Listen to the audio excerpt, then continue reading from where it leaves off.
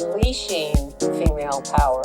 Being a disruptor. I'm always constantly telling the truth. I love art. That's all her life. She's alive and female. Being a woman, what it meant. Prove him wrong. Girls run the world. We're rocking the place. Welcome to the Art Pod. I'm your host, Carolina, and I'll be your guide through this Pandora's box. Strap yourselves in for a journey through the art world where we bring you candid conversations, untold stories, uncover industry. Hi, everybody, and welcome back to another episode of the Art Pod. My guest today is Elisabeth Sherman. Welcome. Thank you. So a little bit about Elisabeth. She is the Senior Curator and Director of Exhibitions and Collections at the International Center of Photography, ICP. At ICP, she has curated exhibitions including To Conjure, New Archives in Recent Photography, currently on view, as well as Ito Barada, part-time abstractionist, ICP at 50 from collection 1845 to 2019, David Seidner, Fragments 1977 to 99, and Muriel Hasbun, Tracing Terruño, the first NYC survey of multidisciplinary artist Muriel Hasbun. Sherman joined ICP from the Whitney Museum of American Art, where she curated and co-curated numerous exhibitions, including Daoud Bey, An American Project, Making, Knowing, Craft and Art, 1950 to 2019, and the Whitney's presentation of Zoe Leonard survey. Again, welcome. Thank you. Let's jump right into it. You are currently the Senior Curator and Director of Exhibitions and Collections at ICP. For those who might not be familiar, can you tell us a little bit about ICP? Of course. ICP was founded in 1974, so we just celebrated the organization's 50th anniversary. And it was founded by Cornel Capa, who was himself a photojournalist, but was also the brother of the late photojournalist Robert Capa. Mm-hmm. Robert Capa is most well known for his landing on Normandy Beach D-Day photos and mid-century photojournalism. And Cornell founded the institution to really protect and preserve and promote what he called concerned photography. At that time, that really meant documentary practices, photojournalistic practices that were communicating stories from around the world with a social intent.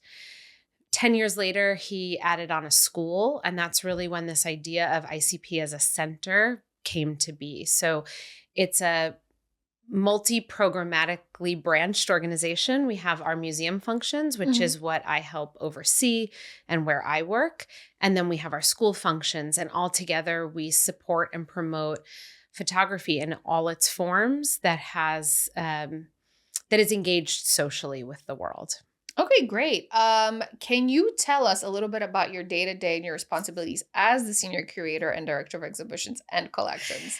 I was thinking about your questions and my day-to-day, and how when anybody ever asks a curator or a museum administrator about their day-to-day, it's like, well, which day? Yeah. What hour?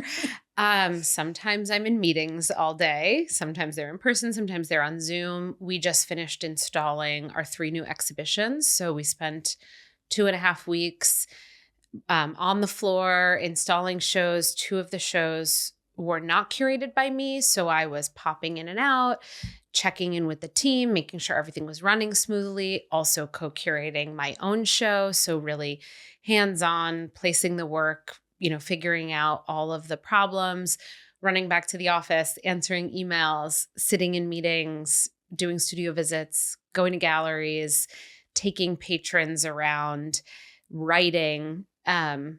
It runs the gamut, and every day and every week is completely different, which honestly is part of what I love about it. Yeah, it seems fun. You're never just constantly at your desk. You're always kind of everywhere.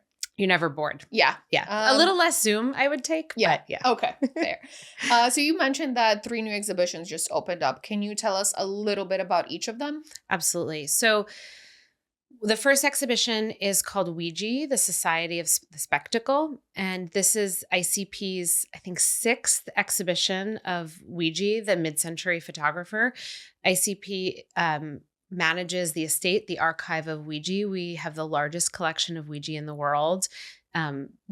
tens of thousands of prints of Ouija's. And I think there's always those figures for an institution's history that you return to again and again and add a kind of new layer of interpretation. And this one feels really timed well for our moment, looking at how Ouija's project was not necessarily about crime in Manhattan or celebrity culture. It was about the spectacle culture here in the United States and the sort of seedy underbelly of that spectacle culture, which is very relevant to our current moment. Mm-hmm. The second show is a collection exhibition. It's called American Job, and it's looking at labor in the United States and labor activism from World War II to the Iraq War. So also incredibly relevant right now as things are ever changing in our labor environment. It's a beautiful, really dense show. And then the show that I co-curated is called To Conjure, New Archives in Recent Photography. Mm-hmm. And it's 7 artists, women and non-binary artists. Most of them are in their 30s to 40s, and they are looking at expanded ideas of what an archival practice can be and how looking back can help inform the future. So, since I have you here and you co-curated the Yes. show, can you tell us a little bit about how the show came to fruition? Yeah. So it's really unusual. There are 3 of us who are curators on the show, me and my colleague, Sarah Eichow, and we co-curated the show with the artist Keisha Scarville. Mm-hmm. So we had done studio visits with Keisha, and we knew we wanted to work with her in some way. And what really fascinated us was the ways in which she was using the ideas of the archive, but in ways that aesthetically don't look like an archival practice. She's not scanning old documents, or she occasionally repurposes an old photograph. But in general, if you saw the work, you wouldn't immediately think, oh, this is an archivally based practice. She's actually in the work that sort of birthed our project together. She's taking her deceased mother's clothes and looking at her clothes as an archive and a way of depicting absence. So we really wanted to talk about this trend we were seeing, new ways of approaching what is a kind of consistent interest in photography. And we wanted Keisha's voice in it, and we wanted to acknowledge how much her ideas had generated the project. So we invited her to co-curate with us, which to have an artist both in the show and co-curating is really unusual, but I think something kind of magical came out of it. Yeah, no, that's great. What would you say was the most challenging aspect of putting on this exhibition? 3 curators is, we all love each other and we worked really, really well together, but it's the more voices you have, the more you're kind of figuring out where are everybody's boundaries, what are everybody's tastes, where is the project going to come together between these 3 minds? And I think something much greater came out of that collaboration. But of course, collaboration is always a kind of beautiful and delicate thing and needs care. For sure. So then on the flip side, what would you say was the most rewarding aspect of working on the show with your 2 other co-curators? Oh, the ways in which, this is what I love about collaboration, but the ways in which our ideas amplified each other, took the project in directions it wouldn't have if it was just 1 or 2 of us. I think what resulted in it is really kind of a surprise to all of us, and seeing the public come into it for the first time last week and the kind of really visceral reactions people were having was really gratifying. And you obviously have a very big role at ICP as the senior curator and director of exhibitions and collections. What would you say are the biggest challenges of your role? I think in any small organization, your hard realities, your time, your resources are the biggest challenges. Mm-hmm. So we're really ambitious. The team is really ambitious. The institution is really ambitious. And we're all just human. And so how to get everything done we want to get done as fast as we want to get it done, achieve the goals we want to achieve, but still respect everybody's limitations and needs and the limitations of any one institution, especially one that has been through so many changes in the last 10 to 15 years. ICP has had 3 different homes in the last 15 years and is really finally settling into the building on the Lower East Side. And so that presents a lot of challenges. Yeah, for sure. What would you like to see, or what would you like to achieve while at ICP in this role? I mean, I really feel like this season of exhibitions, and granted, I'm talking about exhibitions and my role does oversee so much more than just that. But I think this season really shows how you can respect the past and bring new interpretations to it that feel really relevant now, both the past of art history, of photography history, but also the past of an institution's history, while writing a new chapter, and being able to connect across those goals and those interests is really important to me. And so I think the way we have these shows that are really central to ICP's identity while writing new chapters all in one season, if we can achieve that with the collection, if we can achieve that with our public programs, which I think we are, and the audience is responding, that to me is success. Mm-hmm. What can you tell us? What can we expect this upcoming year from ICP? More, bigger. Okay. I think the shows coming up are more ambitious. There are some really big names, more international, more programming. I think just we're finally starting to really see the fruits of our labors. And I think it's just an incredibly exciting year of more. Okay, fair. Yeah. Is there anything you can tease? Is there anything I can tease? Well, this is not an exhibition, but we will have the next iteration of our annual Photo Book Fest this year, moving into October with new dates. And I really think that this version of it is going to be the best one yet. Last year, we had publishers from around the world, record attendance. And for photo book lovers, I think it's really becoming a key mark on the calendar of an event that must be seen and experienced. Can you tell us a little bit about that for those who might have not attended before? Yeah. So it's a photo book fair.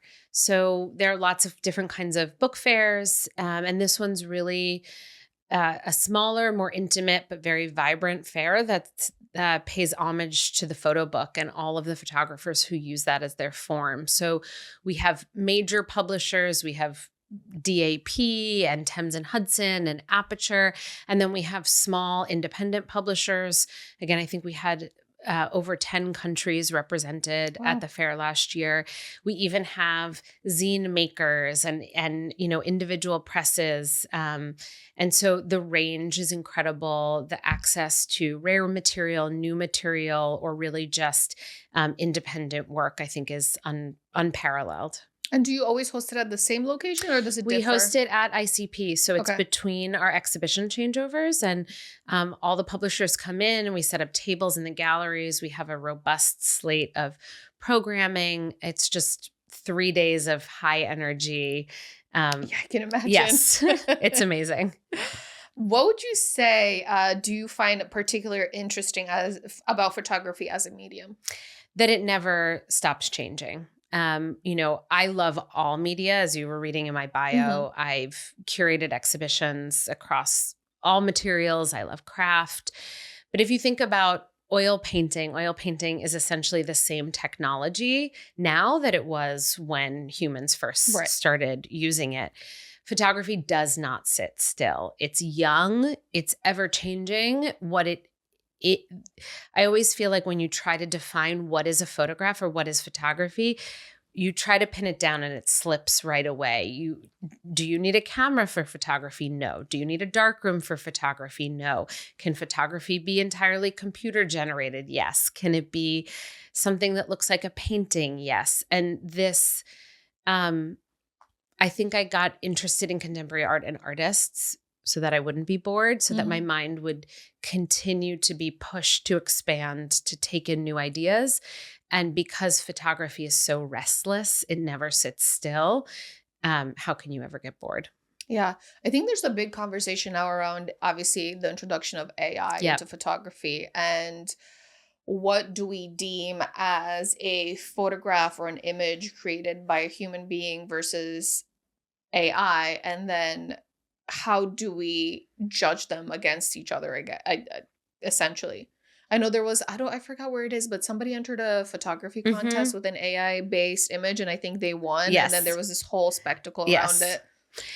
And so what do I think? Yeah. Um, I do come from the kind of more expansive contemporary art perspective where I think artists are always going to use new tools.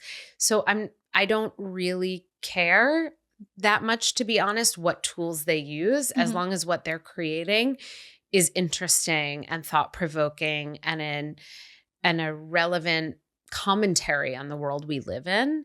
I think, where we get into conversations about photojournalism and documentary is where it gets much more divisive, and understandably, people really want to know, where's the truth? Is this a representation of truth? But if you really look at photography history, photography has always been manipulated from the very earliest days of the medium. We have daguerreotypes in our collection of a man holding his head on a platter, or, Yeah. someone jumping off Tower Bridge in London to like a cartoon boat below it.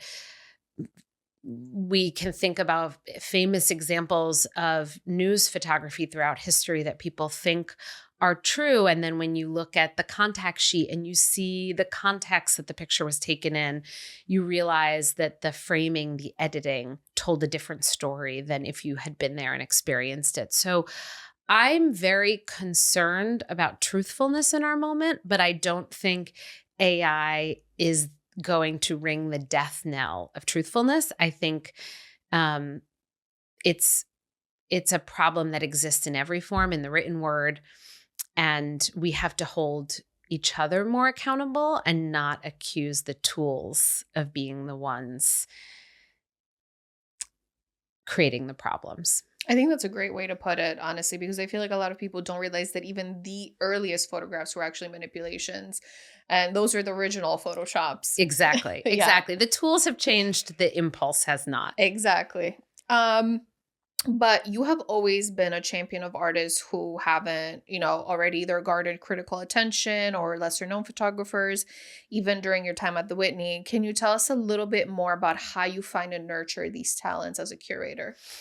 That's such a good question, and one I get asked a lot, and I never know how to concisely answer, because I think, like anything else, it's a bit of word on the street. Who do you trust that Mhm. says you have to look at this person? It's also, I think, over time, you get your own innate sense of what you're interested in, what you think is um, worth pursuing. And it's almost a kind of gut instinct. And then, doing the studio visit, really meeting the artists. Not every artist is a good verbal communicator, and nor should they be. So I think the studio visit isn't the only barometer of what's worth pursuing, but understanding how is the work made, what is the artist, the photographer interested in, what goals are they trying to achieve, and does it feel in line with my values, with my aesthetic predilections? I mean, at the end of the day, there is no right or wrong in this. It's just a group of people furthering what they believe in, and trying to bring that to the forefront. Yeah, I 100% agree. I really love this quote that you said in the British Journal of Photography, which is, I keep my feminist principles and advocacy for all marginalized voices at the center of what I do. It will take sustained effort by all of those who support artists, including collectors, galleries, scholars, auction houses, foundations, residencies, and beyond, over a long time to counteract the weight of history written by and for men. I think it's so important for curators who are effectively writing histories through their exhibitions and research that they do on these artists to focus on the values that we need to see reflected in this world. So I kind of wanted to speak with you more about that. Yeah. I mean, I bring myself to everything I do. I don't, check my code at the door. So that's how I live in the world. That's the world I want to get to be a part of. That's the world I want my children to get to inhabit. And so advocating every day for a wider lens, to use a photography metaphor, is the reason I do this work. It's not, we all know what's already been reified, what's already been canonized.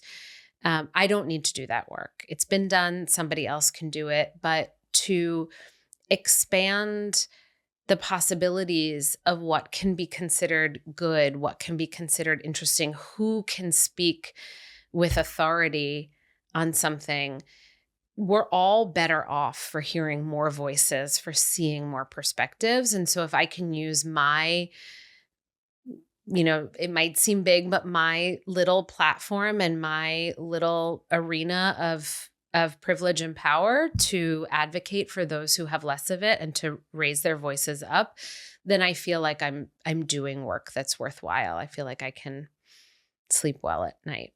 Yeah, I love that answer. Thank you for sharing that.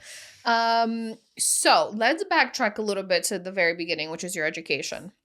You hold a BA from Dartmouth College and an MA from the Courtauld. I never know how to, Yes, I know. I always It's hard. struggle with this. Institute of Art in London. What made you decide on those two programs, or colleges rather? It's always funny to go back into your teenage brain and say, what made you decide? I have no idea. I had this idea of college as being somewhere very rural and cold, maybe because my parents had gone to cold rural colleges. Maybe because that's what we see on TV. And that's sort of how I chose Dartmouth. It wasn't, I went in knowing I probably wanted to major in art history. I grew up going to museums, loving art. I took photography. I took classes. I went, I would have slept at the Met, in the mixed up files of Mrs. Basil Frankweiler if I could have.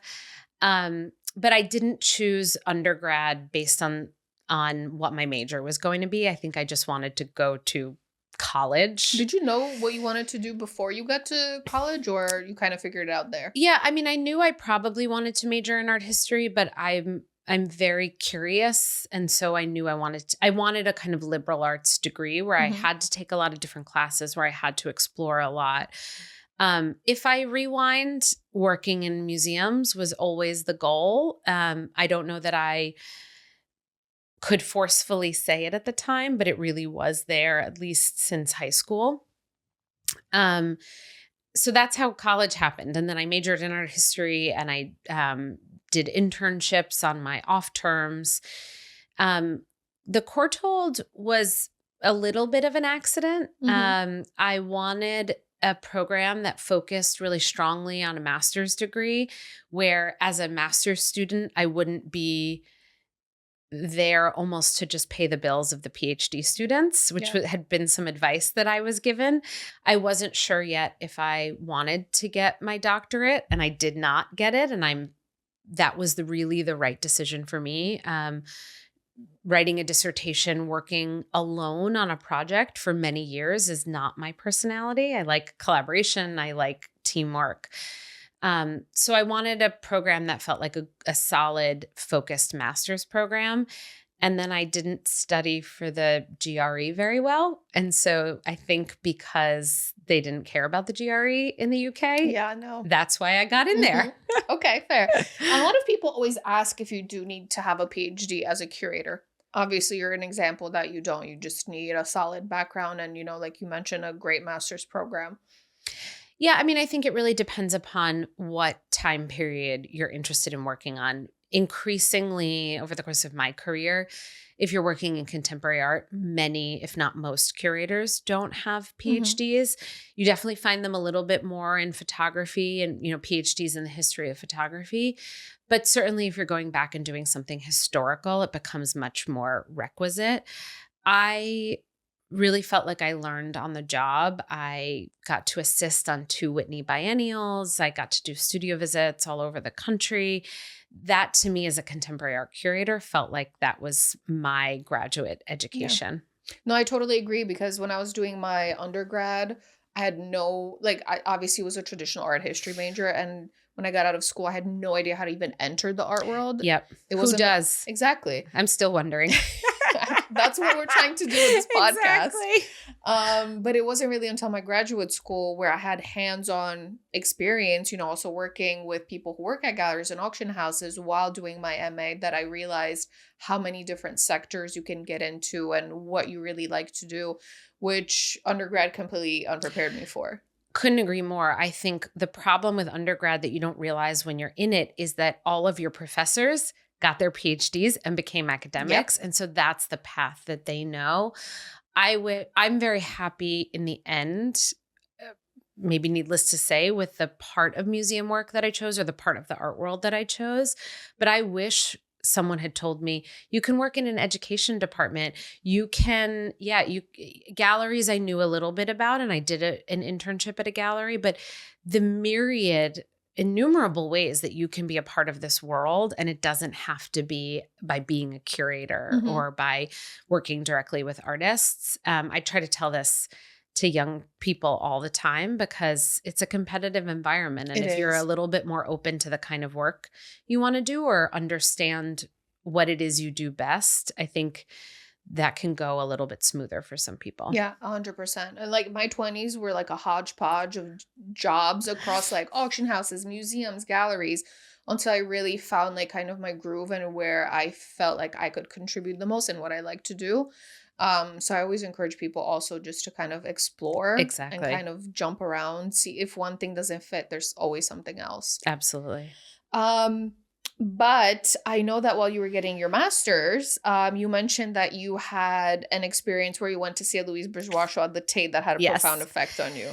So I was studying with the scholar Mignon Nixon, who is one of her specialties is Louise Bourgeois. And it just happened to be that the year I was in London, this major Bourgeois retrospective was on view at the Tate. And so we spent so much of our year, I mean, obviously the show was up for 3 months, but of the time that it was up, seeing that exhibition, we got to go to a symposium that had Linda Nochlin and Tamar Garb and some of these really profound feminist art historians and psychoanalysts, a kind of life-changing symposium for me in a lot of ways.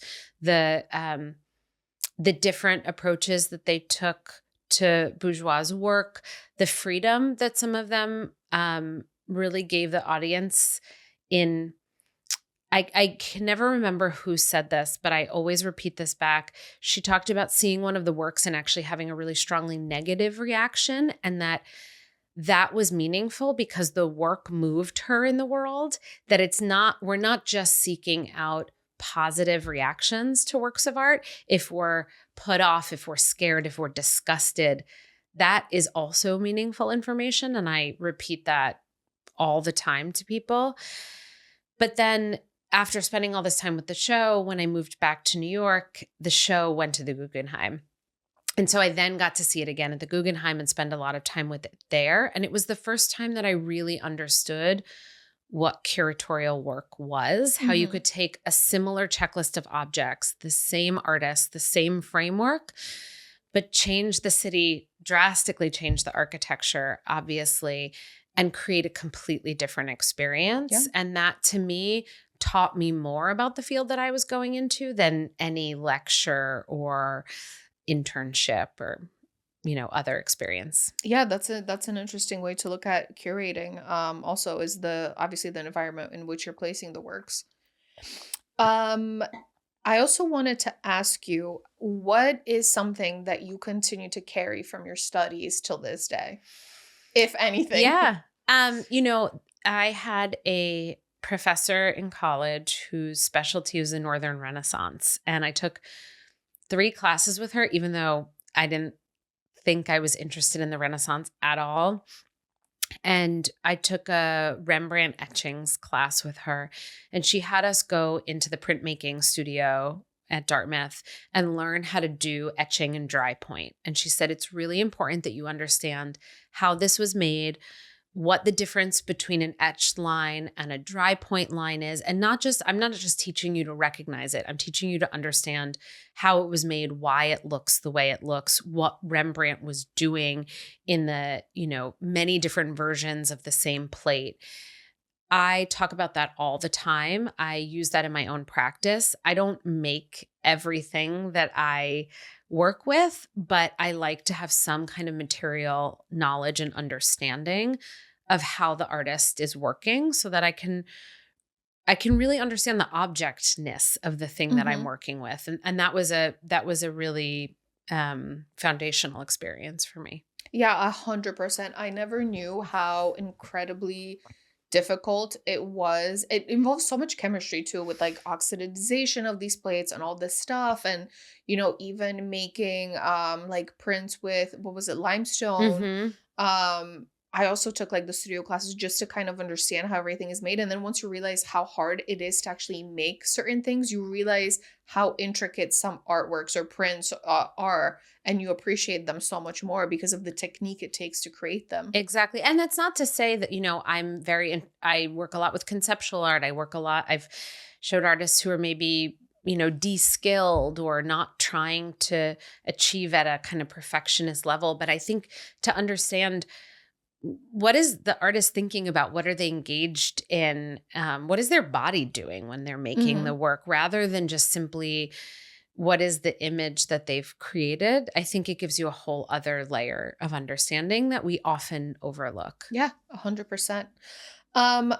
Now on to post school. What was it like finding your first job after your studies? Really hard, okay. as you indicated with your own. I graduated graduate school a couple of months before the Great Recession. And so had this idea that I had gotten these great degrees. I was, a go-getter, and I was going to land a really great paying job in the art world. The dream. The dream.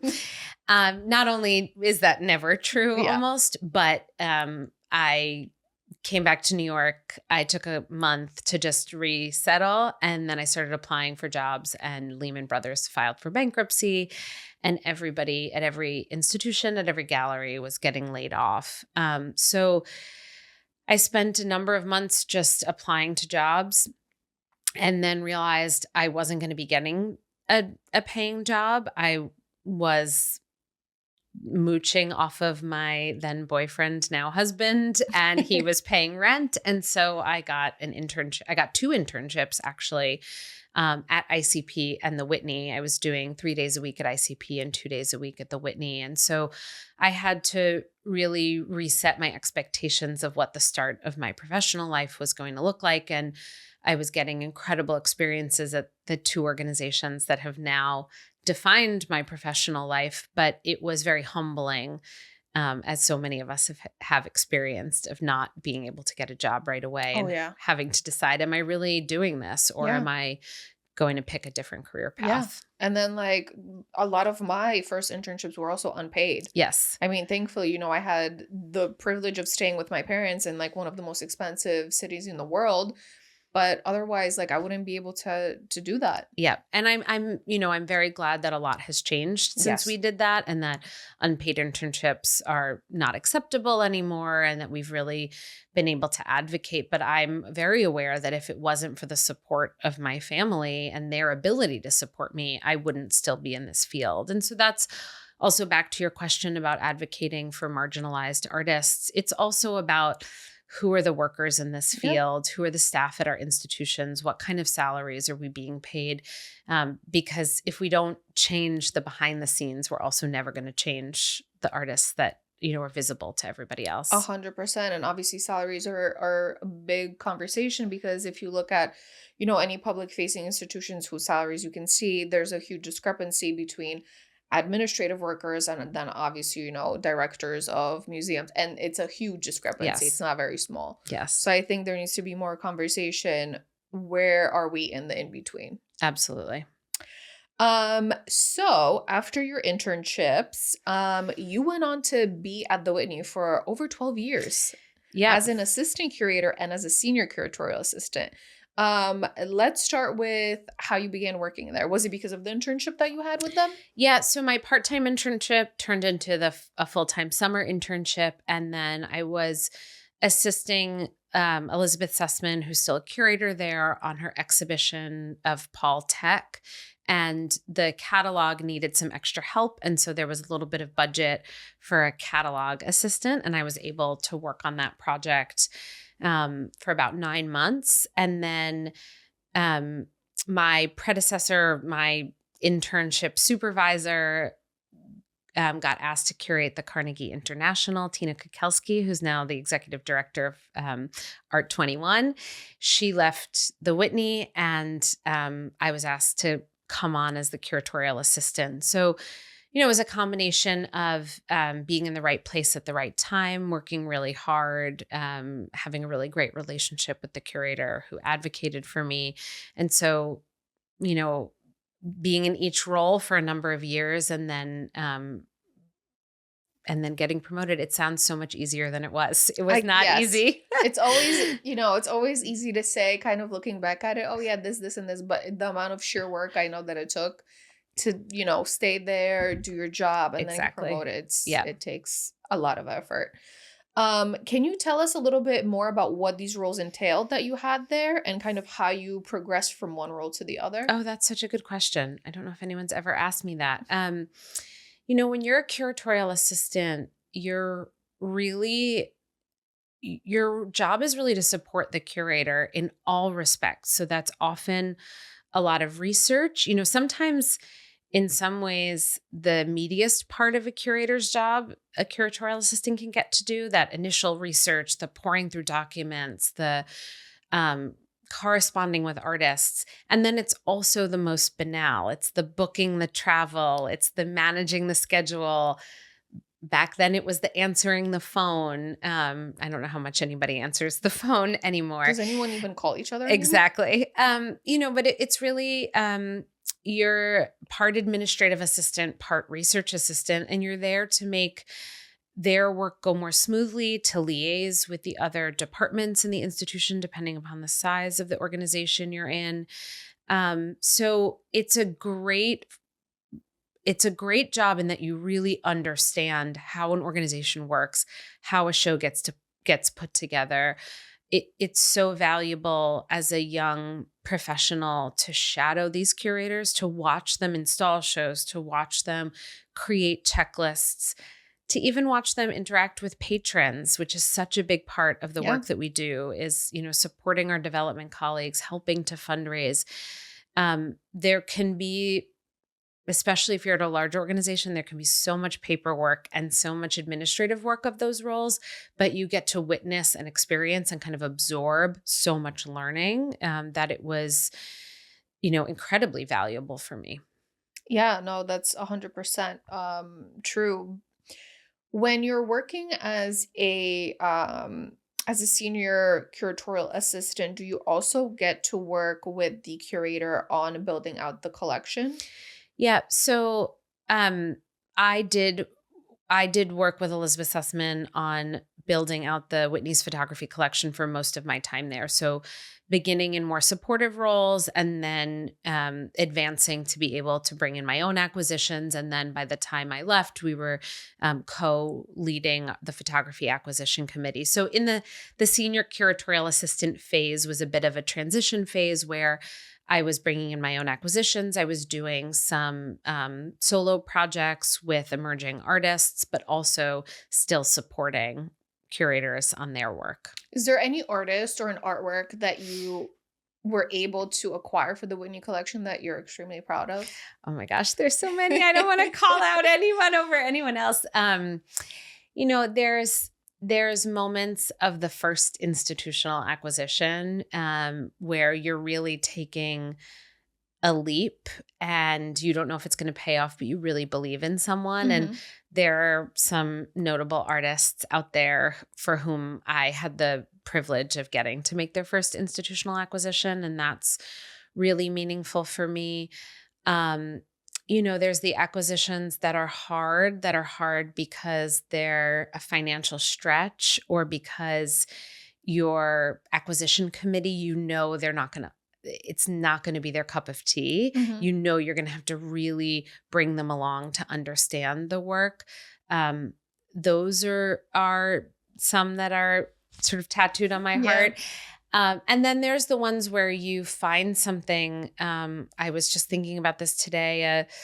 Maybe I'll say this name just because she's not alive, and so I'm not calling one out over the other. But this artist, Margaret Israel, who had died in 1988, if I'm remembering correctly. And through a friend, I found out about a work that was still owned by the family, but really, in a way, was kind of homeless. And I was able to bring it into the Whitney's collection as a gift from the family. So, it's all of those moments that there's one way or another I feel like I've made something happen that wouldn't have happened if I wasn't there to kind of nudge it along. And that to me is the most gratifying thing. Have you seen, since you've been gone from the Whitney, any of the artworks that you acquired on view and where you were like, yes, I remember the story? Yes. Okay. It's such a, it's a very moving experience. And I've only been gone 2 years. And so a lot of the programming that's happened in the last 2 years were things that I had heard about when I was still there.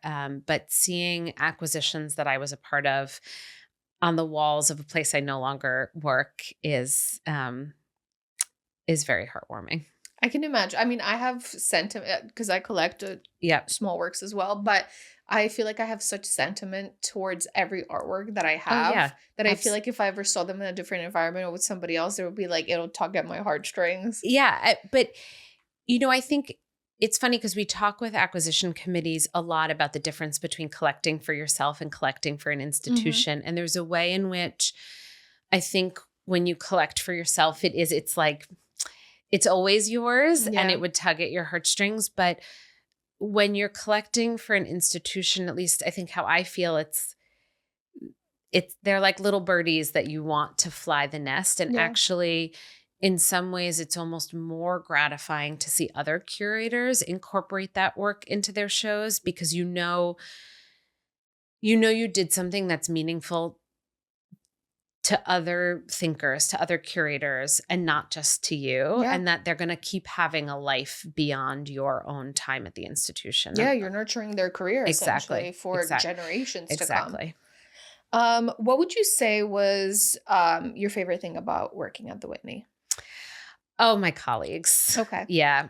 At the end of the day, work is work and it's a place you show up with. And if you like the people that you're working with, and I think as much as the artists I've worked with have truly reshaped my brain and how I understand the world, my colleagues at the Whitney did the same for me. And to be in conversation with people who know different things than you, see the world differently than you, and you respect each other and you can push each other. There's nothing better than that. Yeah. What would you say on the flip side was the most challenging aspect about your role at the Whitney? I think all institutions I always feel like it's Anna Karenina, all institutions are challenging in their own particular ways, and they're also all challenging in the same ways. I think something that's pretty universal to curatorial life when you're not in a sort of senior administrative role is just wanting to get to do more projects and not knowing when you're going to have a chance to have a show on the calendar or advocate for the artist's work to be in the collection, and feeling like you have so much to give and so many ideas and you just don't know when it's going to happen. That's a very hard dynamic as a curator. Yeah, 100% true. You worked on a lot of projects there. You curated and co-curated numerous exhibitions, including Dawood Bey, An American Project, Making Knowing, Craft and Art, 1952-2019, and the Whitney's presentation of Zoe Leonard survey. Was there a project in particular that you are proud of or that you found incredibly fulfilling to work on? I mean, all three of those, which is Okay. why they're in my bio. Yes. I mean, every project I work on was gratifying and fulfilling. And each of those three that you mentioned, I also, hearing you read them out loud, I'm thinking, I'm never putting dates in a title again. They each shaped me and taught me and changed me in very different ways, and in ways that I actually, they're almost like the three legs of a stool of my curatorial work. But I did projects that were smaller and less renowned, but that were equally as impactful. My first show ever was with Trisha Baga in the Whitney at the Breuer building, and kind of, I think it was her first New York institutional show and my first project. And I feel like you're forever bonded with someone when you work on them for the first time together in that way. Each project changes you and teaches you. And so, they're all, I don't know, that's such a cop-out answer, but I love them all. They're all my children. Fair. How was it transitioning from the Breuer building to the new building? It was such a long time coming, and it was a big transition, but I think we all were worried that we were going to feel more nostalgic for the Breuer building. And so we spent most of the time preparing, kind of feeling mournful. And it's an incredible building. It's a beautiful building. It's a great scale for exhibitions. It's a great scale as a visitor. It's a very kind of human scale building, but it was built in its era. And so then to come to a new building that was brand new, that the light was different, the floors were different, the flexibility was different. I think once we got in there, we realized, we had a whole new canvas to paint with. And it was really exciting and a huge learning curve for everybody. It's interesting because a lot of people say they love the Breuer building. I don't know. It triggers me maybe because I grew up in Poland, so the brutalist architecture. Fair. Are you going to see the movie? Did you see the? I didn't see it, but I am going to see it. So I don't know. It just, that building triggers me That's or something. fair. So when I go to the new Whitney, I call it the new Whitney, even though it's been there for a while. But when I go to the new building, it feels a lot more, I don't know, breathable and airier. 100%. And it's completely a building of its time. They're both buildings of their time. Right. I think when I say that the Breuer building is human scaled, it's actually, their ceilings are not very different heights, but it feels like a scale you can understand. Yeah. Ceiling heights in some institutions have gotten so high. We can speak about many institutions in this city and cities all over where the buildings are just so big. You're completely lost inside of them. You're completely exhausted at the end of the experience. I think I always felt like the Breuer building it wasn't kind to the visitor in that the floor was really hard and your back would really hurt. And the piano building, the wooden floors are much softer. But the duration of experience was a really nice size. And I think you rarely find new museums that are ambitious but modestly scaled. I love like a good weird museum. I mean, like, or like a destination museum where you have to like traverse like the land to get to like Kistefos in Norway is like one of my favorites with the twist. I love the Glenstone too. It's so beautiful there. So I love. Do you feel like you've earned something? Yes, I love when I go there. It either makes me feel like I'm not in a museum, almost in that weird sense. It's like almost like a spiritual kind of ish experience where you're like either surrounded by nature or in this beautiful architecture where art just it belongs there. Absolutely. So Storm King. Oh, Storm King, yes, for sure. So I've always loved those types of strange places. So after the Whitney, you moved on to ICP. Can you tell us a little bit about your transition and what made you want to, decide to leave the Whitney for the ICP? A lot of people had been, I think, directly and indirectly giving me advice for a long time that you have to leave somewhere in order to keep growing. And I didn't believe it. And I don't think it's always true, but I think when you know when you've reached your time and it's time to challenge yourself in a new way. And I really wanted the experience of being at a smaller institution where it's a little more DIY. You don't have a whole graphic design department. You don't have a whole publications department. You all kind of have to be the wearers of many hats, which is really hard. And I wasn't sure that was something I was going to thrive in, but I wanted to try it. And I wanted to try a role that included management. It's something that can be really hard as a curator to get experience being a manager. Was I going to be good at it? Was I going to do it in a way that aligned with my values? Was that going to be possible? Like, were those two things going to rub up against each other? And so this opportunity to keep curating, but to run a department, to manage a team, to try to grow a program, felt like the next step to really see what's the future of my career, and are these things I like doing, or do I just like making shows? Because those are two very different pathways. How many people do you manage now at ICP? I was just counting the other day because we've grown. I think it's 14. Oh, wow. That's pretty big. Yeah. Okay. Are you liking it so far? I do. I really, managing is not easy. And that's usually the first thing people will say. But I think building a team, helping people to do their best work, to bring out what's unique and valuable about each member of your team. In a way, it feels a little bit like curating. And I find it incredibly rewarding, even though it's very challenging. Okay. Yes.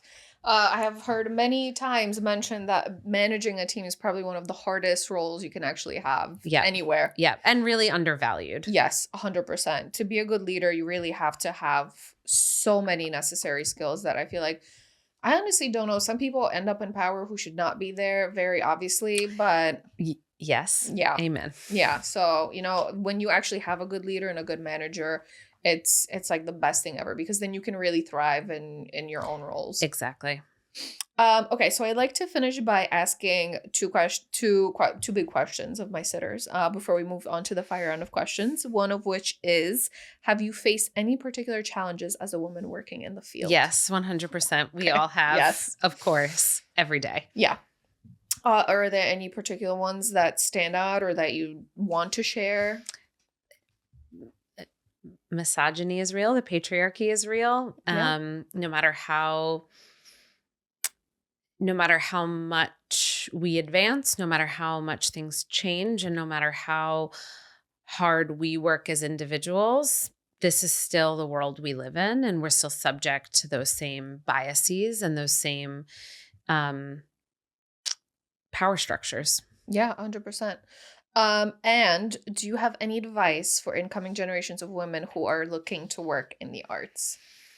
Ask all the questions and listen to the answers.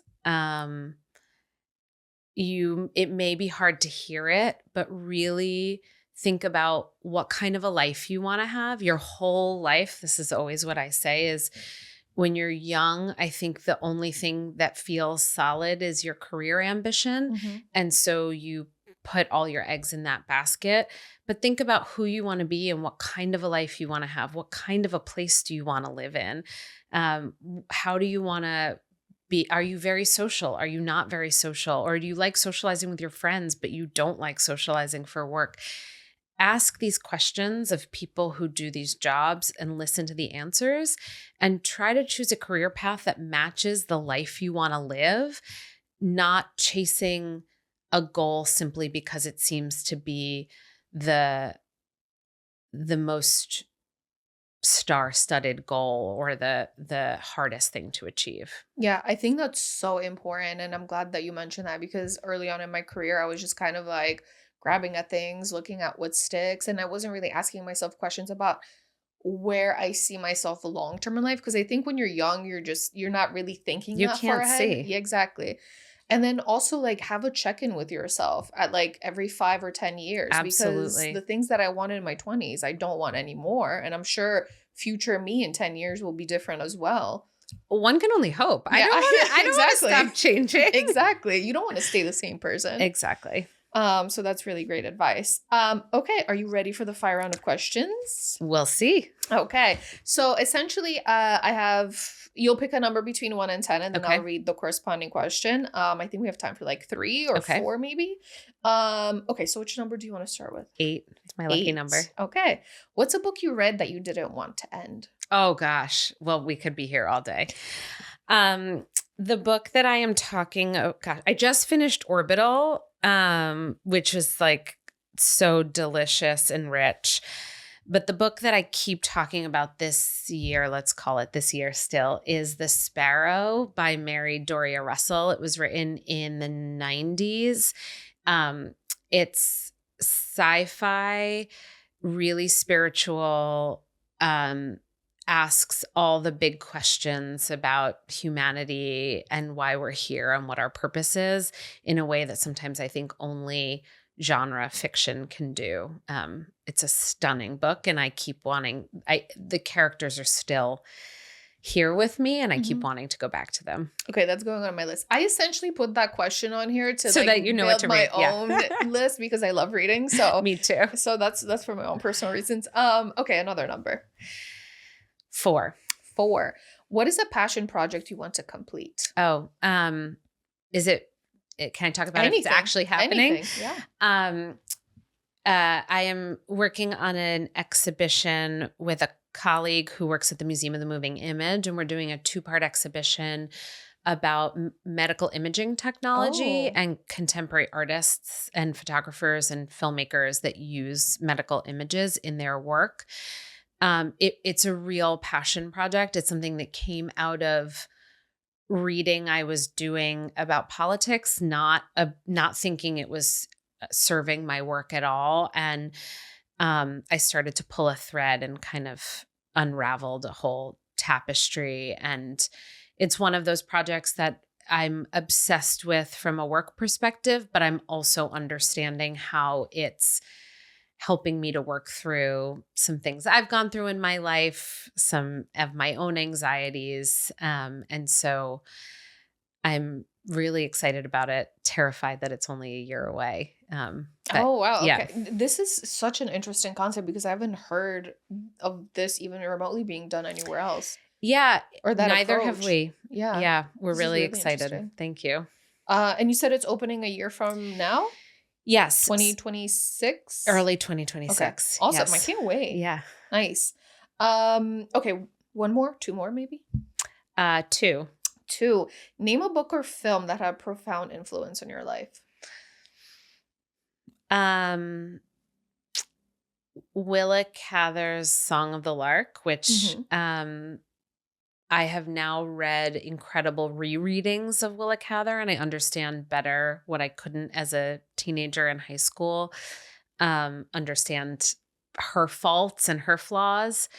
But it's a Bildungsroman. It's about a young woman finding her way as a creative person in the world. And it just struck me as a teenager in a way that I think I continue to return to. Okay. 1 more. Maybe I should pick an odd number. You're so good at these. You're like, sometimes I have my sitter sitting here like thinking about it. You just want to ask me what books I've read. I could talk about that all day. Let's go with 7. 7. What is something that you think everyone should experience in their lifetime? Wonder. Okay. Wonder. Just marveling at the spectacular nature of human existence. And I feel like that's a lot easier to do when you're younger. And then when you're older, I feel like my wonder is just like slipping by the wayside. So I'm finding it again in reading. I'm finding it again in traveling in new ways. I just went to Arizona for the first time ever. I feel like I spent so much of my younger life traveling to big cities and faraway places. And it turns out some of the most spectacular things are right here. And to be in landscapes that are so unfamiliar and new and big and dark. And yeah. I think nature for me gives me probably that sense of wonder, because sometimes I'll look at something and I'm just like, how does this even exist? It's unbelievable. So that's probably where Yes. most of my wonder comes Yeah, from. me too. Yeah. And then, like interesting conversations where someone will say something and I'll be like, oh, that's interesting. Let me look into it. And then like I'll go on this whole research project, That's which why you we do like all art. the time. Yes. Yes. As a curator. But thank you for being here. Thank you for having me. This was such a lovely conversation. It was really fun. So everybody, thank you for joining us, and please go check out all the exhibitions at ICP that just opened. Again, thank you for being here. Thank you so much. And to all my listeners, thank you for tuning in, and I'll see you guys next week. Bye.